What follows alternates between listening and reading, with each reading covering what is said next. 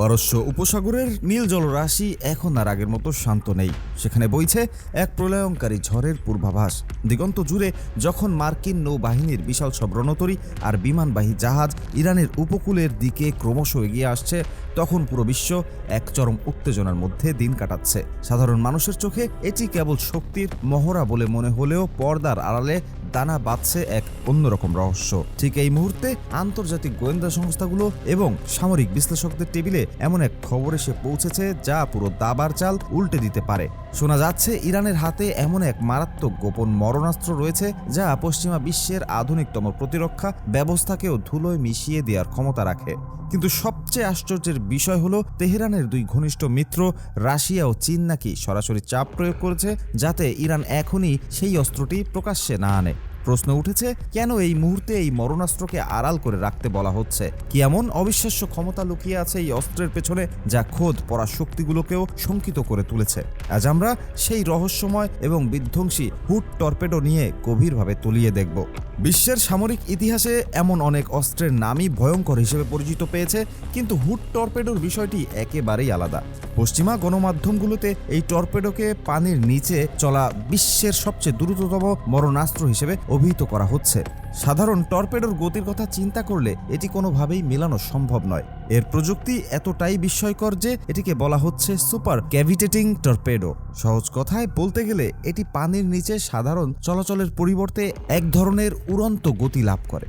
2006 সালে ইরান যখন প্রথমবারের মতো এই প্রযুক্তি সফল পরীক্ষা চালায়, তখন থেকেই পেন্টাগনের কপালে চিন্তার ভাঁজ পড়েছিল। এরপর স্ট্রেইট অফ হরমুজ বা হরমুজ প্রণালীতে ইরান বেশ কয়েকবার এই পরীক্ষামূলক মহড়া চালিয়েছে এবং প্রতিবারই তারা পশ্চিমা সামরিক শক্তিকে হতবাক করে দিতে সক্ষম হয়েছে। হরমুজ প্রণালী হলো বিশ্বের জ্বালানি সরবরাহের প্রধান ধমনী, আর সেখানে এমন এক অস্ত্রের উপস্থিতি মানেই হলো পুরো বিশ্ব অর্থনীতিকে জিম্মি করার ক্ষমতা।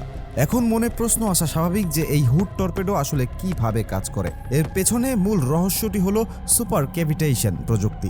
সাধারণ কোনো বস্তু যখন পানির ভেতর দিয়ে প্রচণ্ড গতিতে ছুটতে চায়, তখন পানির ঘর্ষণ বা ড্রাগ তাকে বাধা দেয়। কিন্তু হুড টর্পেডোর অগ্রভাগে অর্থাৎ এর নাকে এক বিশেষ ধরনের গ্যাস নির্গমন যন্ত্র বা রকেট নজল থাকে। যখন এটি যাত্রা শুরু করে তখন এর সামনের দিক থেকে অনবরত বিশেষ ধরনের গ্যাস বা রকেটের ধোঁয়া নির্গত হতে থাকে। এই গ্যাস টর্পেডোর চারপাশে একটি বাষ্পের পাতলা আবরণ বা বিশাল এক বুদবুদ তৈরি করে। এর ফলে টর্পেডোটি সরাসরি পানির স্পর্শে না আসে, সেই গ্যাসীয় বাষ্পের ভেতরে অবস্থান করে। এতে করে পানির ঘর্ষণ প্রায় শূন্যের কোঠায় নেমে আসে এবং টর্পেডোটি পানির গভীরে কার্যত উড়ে চলে।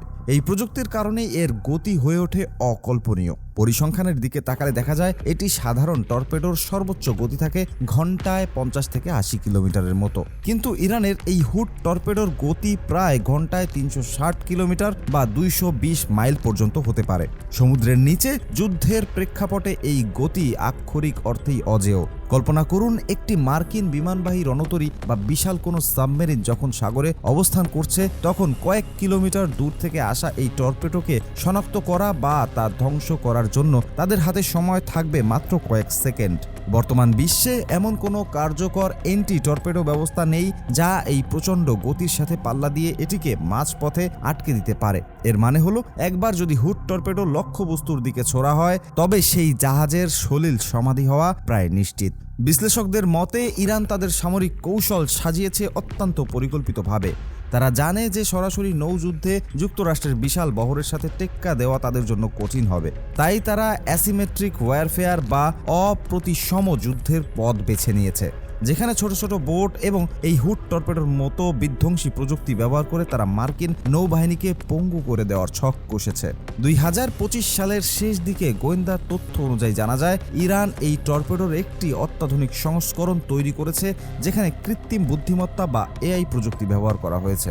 এই এআই ব্যবহারের ফলে টর্পেডোটি এখন নিজ থেকেই লক্ষ্যবস্তু খুঁজে নিতে পারে এবং মাঝপথে কোনো বাধা এলে তা এড়িয়ে নিজের গতিপথ পরিবর্তন করতে সক্ষম। 2026 সালের মধ্যে এই অস্ত্রটি ইরানের নৌবাহিনীর প্রধান মেরুদণ্ড হয়ে উঠবে বলে ধারণা করা হচ্ছে। তবে এই সংকটের মধ্যে সবচেয়ে রহস্যময় মোড়টি হলো রাশিয়া ও চীনের ভূমিকা। বর্তমান ভূরাজনৈতিক প্রেক্ষাপটে এই দুই দেশ ইরানের অত্যন্ত ঘনিষ্ঠ মিত্র, কিন্তু কেন তারা ইরানকে এই অস্ত্র ব্যবহারে বাধা দিচ্ছে? এর পেছনে লুকানো রয়েছে এক গভীর সামরিক কূটনীতি। আন্তর্জাতিক সম্পর্কের বিশ্লেষকরা মনে করছেন মস্কো ও বেইজিং খুব ভালো করেই জানে যে পারস্য উপসাগরে যদি একবার যুদ্ধ শুরু হয়, তবে ইরান শুরুতেই যদি তার সেরা তাসটি খেলে ফেলে, তবে যুক্তরাষ্ট্র দ্রুত সতর্ক হয়ে যাবে এবং পাল্টা প্রতিরোধের বিকল্প ব্যবস্থা খুঁজবে। রাশিয়া ও চীন চাইছে যে এই হুড টর্পেডোকে একটি গোপন টেক্কা হিসেবে রেখে দিতে।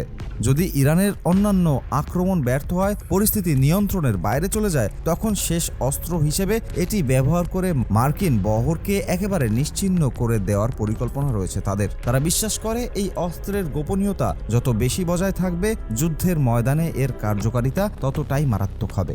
তাছাড়া আরেকটি বড় কারণ হতে পারে বৈশ্বিক তেলের বাজার। ইরান যদি এখনই হুড টর্পেডো ব্যবহার করে কোনো মার্কিন ট্যাঙ্কার বা যুদ্ধ জাহাজ ডুবিয়ে দেয়, তবে মুহূর্তের মধ্যে হরমুজ প্রণালী বন্ধ হয়ে যাবে। এর ফলে বিশ্ববাজারে তেলের দাম হু হু করে বেড়ে উঠবে, যা বর্তমানে রাশিয়া ও চীনের অর্থনীতির জন্য প্রতিকূল হতে পারে। তারা চায় উত্তেজনা জিইয়ে রাখতে, কিন্তু এখনই সর্বাত্মক যুদ্ধে জড়াতে তারা প্রস্তুত নয়।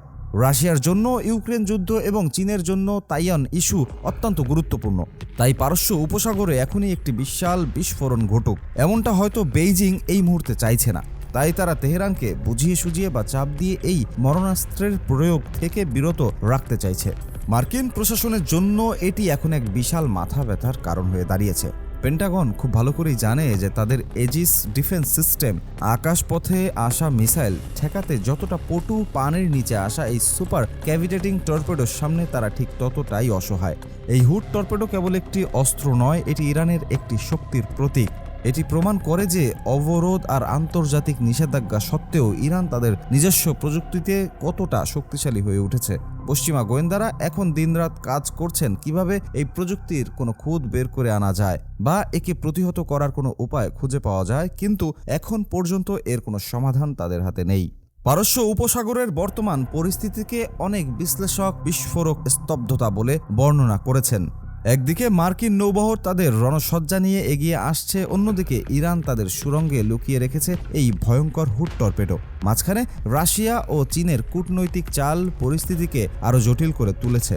এটি কি কেবল সময়ের অপেক্ষা, নাকি কোনো বিশাল দুর্যোগের আগের নিস্তব্ধতা, তা বলা মুশকিল। যদি কোনো কারণে ভুল বোঝাবুঝি বা উস্কানির ফলে একটিও হুড টর্পেডো তার আস্তানা থেকে বেরিয়ে আসে, তবে তা কেবল একটি জাহাজ নয়, পুরো বিশ্বের ভূ রাজনীতির মানচিত্র বদলে দিতে পারে। পরিশেষে বলা যায়, ইরানের এই গোপন মরণাস্ত্র পুরো সমীকরণ পাল্টে দেওয়ার সক্ষমতা রাখে। রাশিয়া ও চীনের হস্তক্ষেপ কি শেষ পর্যন্ত যুদ্ধ রুখতে পারবে, নাকি তেহরান তাদের সার্বভৌমত্বের প্রশ্নে বেইজিং ও মস্কোর অনুরোধ উপেক্ষা করে এই মরণাস্ত্রের ঝিলিক দেখিয়ে দেবে বিশ্বকে? পারস্য উপসাগরের এই উত্তপ্ত আবহে এখন সবার চোখ ইরানের উপকূলে। বিশ্ববাসী তাকিয়ে আছে পরবর্তী পদক্ষেপের দিকে, যেখানে একটি টর্পেডোর সামান্য বুদবুদ বয়ে আনতে পারে এক প্রলয়ঙ্কারী সুনামি। উত্তেজনার পারদ প্রতি মুহূর্তে চড়ছে, আর হুড টর্পেডোর রহস্য যেন সেই উত্তাপকে আরও কয়েক গুণ বাড়িয়ে দিয়েছে। এই মুহূর্তে শান্তির কোনো বার্তা নেই, বরং সাগরের নিচ থেকে আসা এক ভয়ঙ্কর গর্জনের অপেক্ষায় প্রহর গুনছে ইতিহাস। প্রতিটি সেকেন্ড এখন অত্যন্ত গুরুত্বপূর্ণ, কারণ এখানে কেবল জয় পরাজয় নয়, জড়িয়ে আছে এক বিশাল ধ্বংসলীলার আশঙ্কা। পরিস্থিতি যেদিকেই মোড় নিক না কেন, হুড টর্পেডোর অস্তিত্বই এখন পশ্চিমদের জন্য বড় দুঃস্বপ্নের কারণ হয়ে দাঁড়িয়েছে। এই সংঘাতের শেষ কোথায় তা হয়তো সময় বলে দেবে, কিন্তু আগত সেই ঝড়ের পূর্বাভাস এখন স্পষ্ট।